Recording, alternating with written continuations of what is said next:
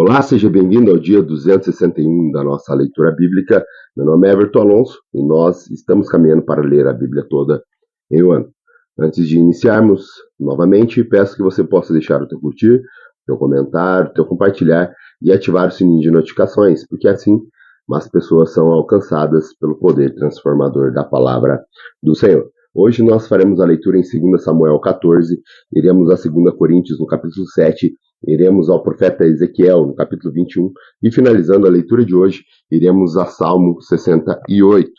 Aqui em 2 Samuel, no capítulo 14, nós vamos encontrar a volta de um dos filhos de Davi, Absalão, para Jerusalém.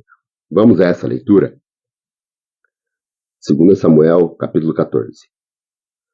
Joabe, filho de Zeruia, percebendo que o rei estava com saudade de Absalão, mandou buscar uma mulher astuta em Tecoa, e lhe disse: finja que está de luto, vista-se de preto e não se perfume. Haja como uma mulher que há algum tempo está de luto. Vá dizer ao rei essas palavras e a instrui sobre o que ela deveria dizer. Quando a mulher apresentou-se ao rei, prostrou-se com o rosto em terra. Em sinal de respeito, lhe disse: ajude-me, ó rei. Qual é o seu problema? Perguntou-lhe o rei, e ela respondeu: sou viúva, meu marido morreu, deixando-me com 2 filhos. Eles brigaram em campo, e não havendo ninguém para separá-los, um acabou matando o outro. Agora todo o clã levantou-se contra a tua serva, exigindo: entregue o assassino para que matemos pela vida do irmão e nos livremos também do herdeiro. Eles querem apagar a última centelha que me restou, deixando meu marido sem nome nem descendência na face da terra. O rei disse à mulher: vá para casa, eu mandarei que cuidem do seu caso. Mas a mulher de Tecoa lhe disse: ó rei, meu senhor, é sobre mim e sobre a família de meu pai que pesará a iniquidade? Não pesa a culpa sobre o rei e sobre o seu trono. O rei respondeu: se alguém ameaçá-la, trago a mim, e ele não mais a incomodará. Ela acrescentou: peço então ao rei que, em nome do Senhor, o seu Deus, não permita que o vingador da vítima cause maior destruição, matando meu outro filho. E ele disse: eu juro pelo nome do Senhor, nem um só fio de cabelo da cabeça do seu filho cairá. Disse-lhe ainda a mulher: permita que a tua serva fale mais uma coisa ao rei, meu senhor. Fale, respondeu ele. Disse então a mulher: por que terá o rei agido contra o povo de Deus? O rei está condenando com o que acaba de dizer, pois não permitiu a volta do que foi banido. Que teremos de morrer um dia é tão certo como não se pode recolher a água que se espalhou pela terra. Mas Deus não tira a vida, ao contrário, cria meios para o banido não permaneça afastado dele. E eu vim falar sobre isso ao rei, meu senhor, porque o povo me ameaçou. Tua serva pensou que se falasse com o rei, talvez ele me atendesse ao seu pedido e concordasse em livrar a sua serva das mãos dos homens que estão tentando eliminar tanto a mim como a meu filho da herança que Deus nos deu. E agora tua serva diz: traga-me descanso a decisão do rei, meu senhor. Pois o rei, meu senhor, é como um anjo de Deus, capaz de discernir entre o bem e o mal, e o Senhor, o teu Deus, esteja contigo. Então o rei disse à mulher: não me esconda nada do que vou perguntar. Fale o rei, meu senhor, disse a mulher. O rei perguntou: não é Joabe que está por trás de tudo isso? A mulher respondeu: juro por tua vida, ó rei, ninguém é capaz de desviar-se nem para a direita ou para a esquerda do que tu diz. Sim, foi o teu servo Joabe que me mandou aqui para dizer tudo isso. O teu servo Joabe agiu assim para mudar essa situação. Mas o meu senhor é sábio como um anjo de Deus, e nada lhe escapa de tudo o que acontece no país. Depois o rei disse a Joabe: muito bem, atenderei a seu pedido. Vai e traga de volta o jovem Absalão. Joabe prostrou-se com o rosto em terra, abençoou o rei e disse: hoje o teu servo ficou sabendo que vês com bons olhos, pois o rei atendeu ao pedido do teu servo. Então Joabe foi para Gessur e trouxe Absalão de volta para Jerusalém. Mas o rei disse: ele irá para a casa dele, não virá à minha presença. Assim, Absalão foi para sua casa e não compareceu mais à presença do rei. Em todo Israel não havia homem tão elogiado por sua beleza como Absalão. Da cabeça aos pés não havia nenhum defeito. Sempre que o cabelo lhe ficava pesado demais, ele o cortava e o pesava. Era 2,4 kg, segundo o padrão do rei. Ele teve 3 filhos e uma filha, chamada Tamar, que se tornou uma linda mulher. Absalão morou 2 anos em Jerusalém sem ser recebido pelo rei. Então mandou chamar Joabe para enviá-lo ao rei, mas Joabe não quis ir. Mandou chamá-lo pela segunda vez, mas ele novamente não quis ir. Então Absalão disse aos seus servos: vejam, a propriedade de Joabe é vizinha da minha. e ele tem uma plantação de cevada. Tratem de incendiá-la. E os servos de Absalão puseram fogo na plantação. Então Joabe foi para a casa de Absalão e lhe perguntou: por que seus servos puseram fogo na minha propriedade? Absalão respondeu: mandei chamá-lo para enviá-lo ao rei com a seguinte mensagem: por que voltei de Gessur? Melhor seria que eu permanecesse lá. Quero ser recebido pelo rei. E se eu for culpado de alguma coisa, que ele mande me matar. Então Joabe foi contar tudo ao rei, que mandou chamar Absalão, e ele entrou e prostrou-se com o rosto em terra perante o rei, e o rei o saudou com um beijo. Vamos agora ao Novo Testamento. No Novo Testamento hoje, nós faremos a leitura de 2 Coríntios, no capítulo 7, onde o apóstolo Paulo ele vai continuar falando dos problemas de fazer associação com aquelas pessoas que não creem em Deus, que elas são descrentes. E também a alegria do apóstolo Paulo. Vamos a essa leitura da Sagrada Escritura? 2 Coríntios, capítulo 7. Amados, visto que temos essas promessas, purifiquemo-nos de tudo que contamina o corpo e o espírito, aperfeiçoando a santidade no temor de Deus. Conceda-nos lugar no coração de vocês. A ninguém prejudicamos, a ninguém causamos danos, a ninguém exploramos. Não digo isso para condená-los. Já disse que vocês estão no nosso coração, para juntos morrermos ou vivermos. Tenho grande confiança em vocês, e de vocês tenho muito orgulho. Sinto-me bastante encorajado. Minha alegria transborda em todas as tribulações, pois quando chegamos à Macedônia, não tivemos nenhum descanso, mas fomos atribulados de toda forma, conforme com conflitos externos, temores internos. Deus, porém, que consola os abatidos, consolou-nos com a chegada de Tito, e não apenas com a vinda dele, mas também com a consolação que vocês lhe deram. Ele nos falou da saudade, da tristeza e da preocupação de vocês por mim, de modo que a minha alegria se tornou ainda maior.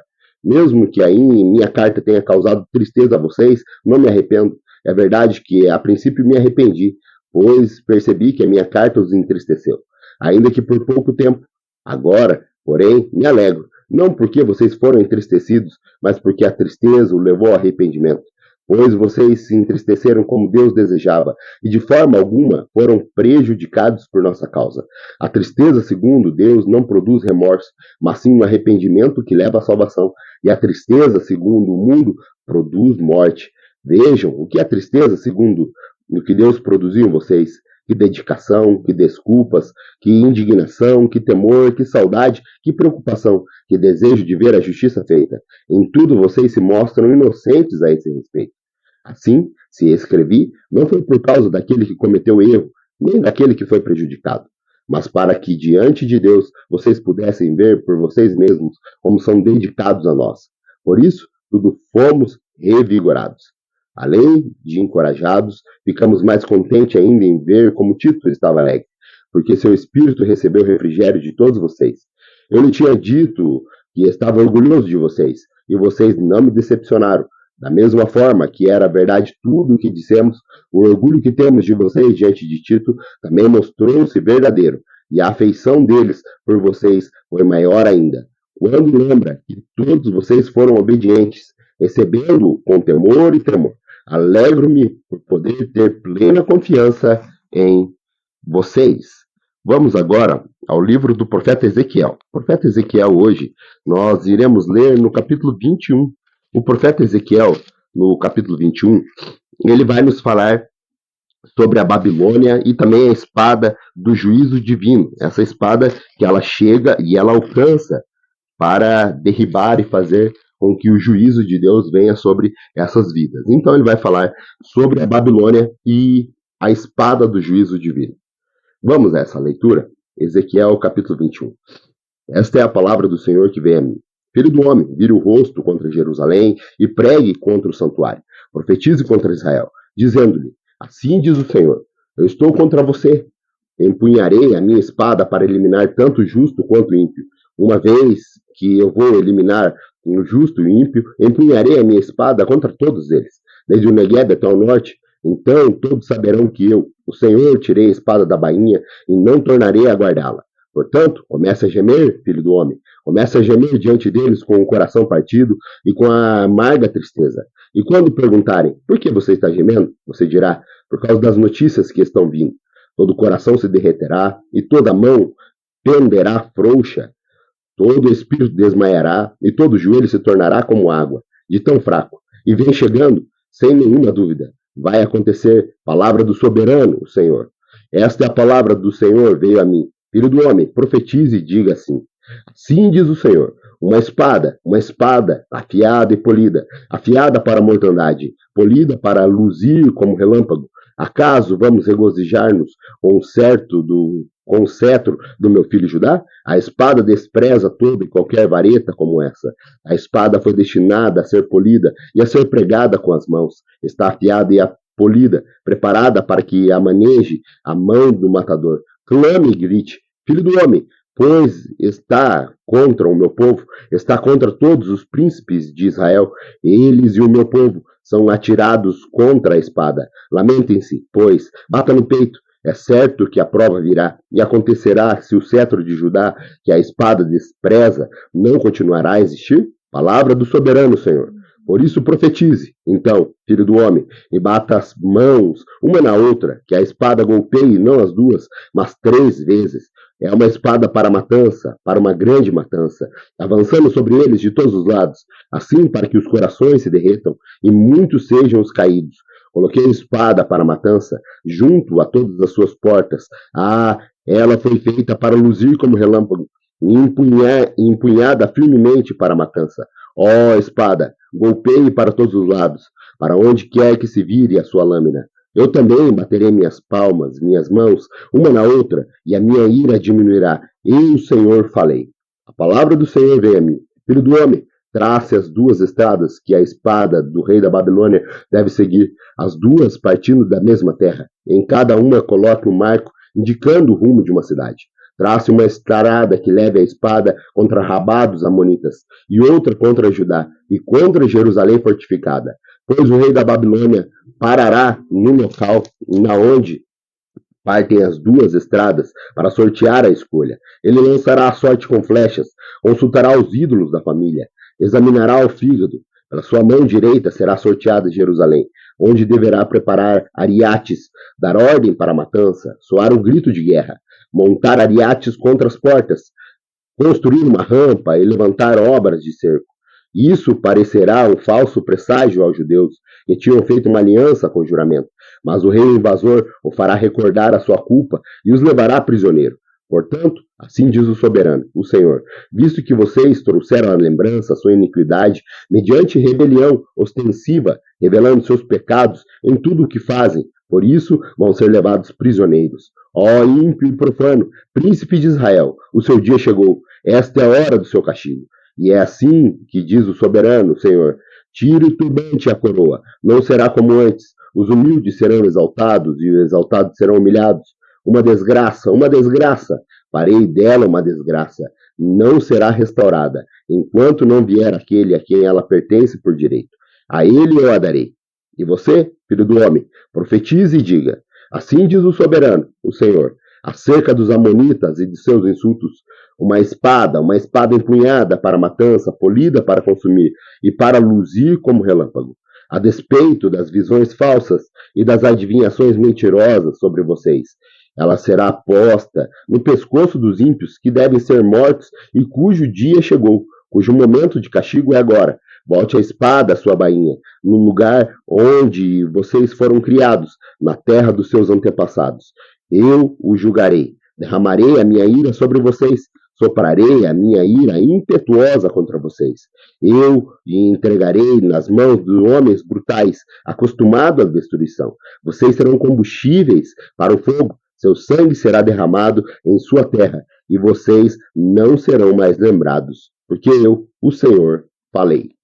Vamos agora para a nossa última leitura de hoje. A nossa última leitura de hoje está lá em Salmo. No livro de Salmo, hoje, nós faremos leitura de Salmo 68, que é um salmo davídico, um salmo de cântico, de louvor ao nosso Deus, que ele fala que nós devemos cantar ao seu santo nome. Vamos a essa leitura desse lindo salmo? Diz assim, Salmo 68. Que Deus se levante, sejam espalhados seus inimigos, fujam deles os seus adversários, que tu o discepes, assim como o vento leva a fumaça, a cera se derrete na presença do fogo, assim pereçam os ímpios na presença de Deus. Alegre-se, porém, os justos, exultem diante de Deus, regozijam-se com alegria. Cantem a Deus, louvem o seu santo nome. Exaltem aquele que cavalga sobre as nuvens. Seu nome é o Senhor. Exultem diante dele. Pai para os órfãos e defensor das viúvas. É Deus em sua santa habitação. Deus dá um lar ao solitário, liberta os presos para a prosperidade. Mas os rebeldes vivem em terra árida. Quando saíste à frente do teu povo, ó Deus, quando marchaste pelo ermo, a terra tremeu, o céu derramou chuva diante de Deus, o Deus do Sinai, diante de Deus, Deus de Israel. Deste chuvas generosas, ó Deus, refrescante a tua herança exausta, o teu povo nela se instalou, e a tua bondade, ó Deus, supriste os pobres. O Senhor anunciou a palavra, e muitos mensageiros a proclamaram. Rei e exércitos fogem em debandada. A dona da casa reparte os despojos, mesmo quando vocês dormem entre as fogueiras do acampamento. As asas da minha pomba estão recobertas de prata, e as suas penas de ouro reluzente. Quando o Todo-Poderoso espalhou os reis, foi como neve no monte Zalmon. Os montes de Baçã são majestosos, escarpados são o monte de Bazã. Por que, ó montes escarpados, estão com inveja do monte que Deus escolheu para sua habitação, onde o seu próprio Senhor habitará para sempre? Os carros de Deus são intocáveis, são milhares de milhares. Neles o Senhor veio do Sinai, para o lugar santo, quando subiste em triunfo às alturas. Ó Senhor Deus, levaste cativos muitos prisioneiros, recebestes homem com dádivas, até mesmo rebeldes, para estabeleceres moradas. Bendito seja o Senhor, Deus, nosso Salvador, que cada dia suporta as nossas cargas. O nosso Deus é um Deus que salva. Ele é o soberano. Ele é o Senhor que nos livra da morte. Certamente Deus esmagará a cabeça dos seus inimigos, o crânio cabeludo dos que persistem em seus pecados. Eu os trarei de Bazã, diz o Senhor. Eu os trarei das profundezas do mar, para que você encharque os pés de sangue dos inimigos, sangue do qual a língua dos cães terá a sua porção. Já se vê a tua marcha triunfal, ó Deus, a marcha do meu Deus e Rei adentrando o santuário. À frente estão os cantores, depois os músicos, com eles vão os jovens tocando tamborins. Bendigam a Deus na grande congregação, bendigam o Senhor, descendentes de Israel. Ali está a pequena tribo de Benjamim a conduzi-los, os príncipes de Judá, acompanhados de suas tropas, e os príncipes de Zebulon e de Naftali. A favor de vocês, manifeste Deus o seu poder. Mostra, ó Deus, o poder que já tem operado para conosco, por causa do teu grande templo em Jerusalém. Reis te trarão presentes. Repreenda a fera entre os juntos, a manada de touros entre os bezerros das nações. Humilhados tragam barras de prata, espalhe as nações que têm prazer na guerra.